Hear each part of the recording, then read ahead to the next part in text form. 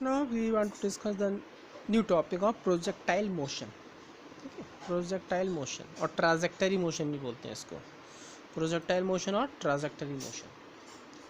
So how can we define the projectile motion first of all? So that means a projectile is the name given to any body which once throw into space with some initial velocity, move thereafter under the influence of gravity. Gravity के under में रहेगी ना, influence of gravity alone without being propelled by any engine or fuel. हमने throw किया तो उसमें कोई engine या फ्यूल नहीं है.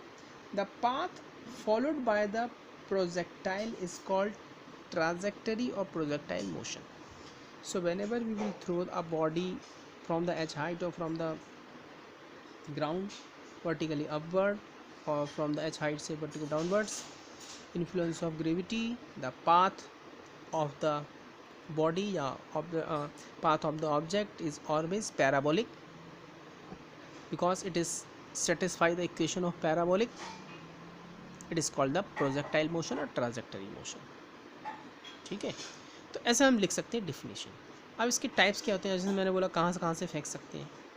When we will throw the h height from a body from the h height से ऊपर, जैसे हेलीकॉप्टर से कुछ फूड मटेरियल जब ड्रॉप करते हैं, ठीक है ना, जब बाढ़ वगैरह आ जाती है तब उस कंडीशन फ्लड की कंडीशन में, सो उसका भी जो पाथ होता है वो भी प्रोजेक्टाइल मतलब प्रोजेक्टाइल पैराबोलिक टाइप का होता है थोड़ा सा.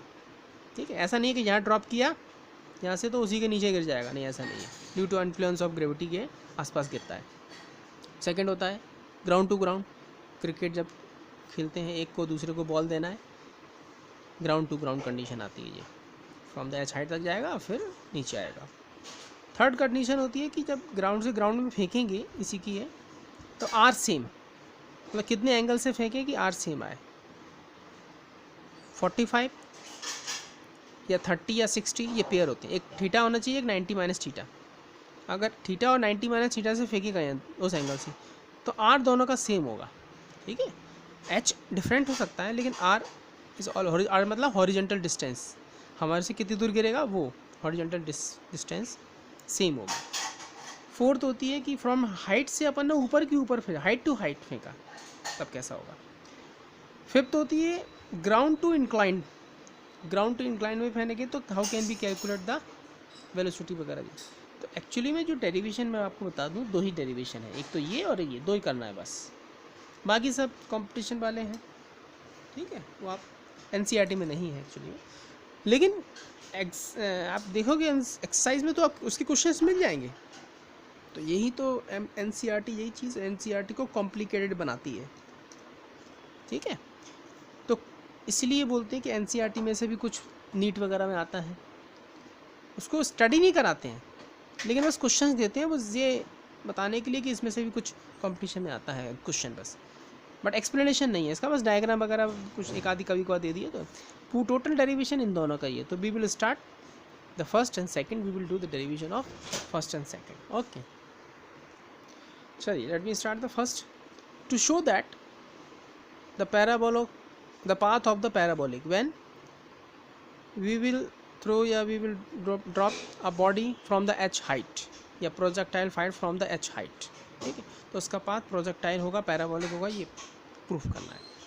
पैराबोलिक की कंडीशन में ये देखते हैं कि एक आपको मैथ्स का थोड़ा सा फॉर्मूला पता होना चाहिए.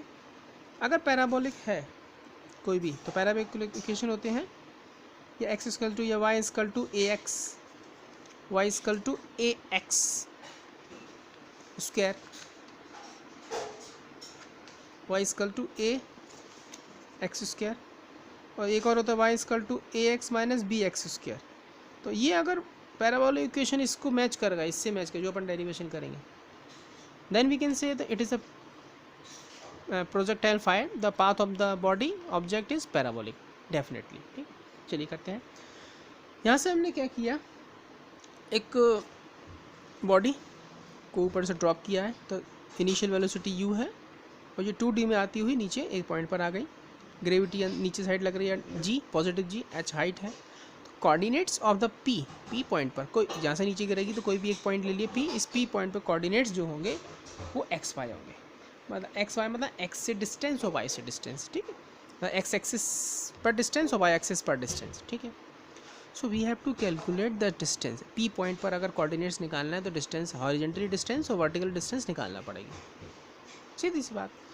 You x horizontal direction, v y vertical direction, h height जो हमने लिख दिया डायग्राम को देख के कौन सी चीज़ क्या है बस वही लिख देना है, वो इसका कंस्ट्रक्शन माना जाता है। ये लिखना जरूरी रहता है, थोड़ा सा फॉर्मेलिटी रहती है, ठीक।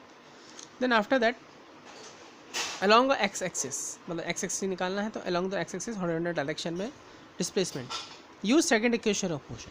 Second equation of motion s equal to u t plus half a t square, simple है।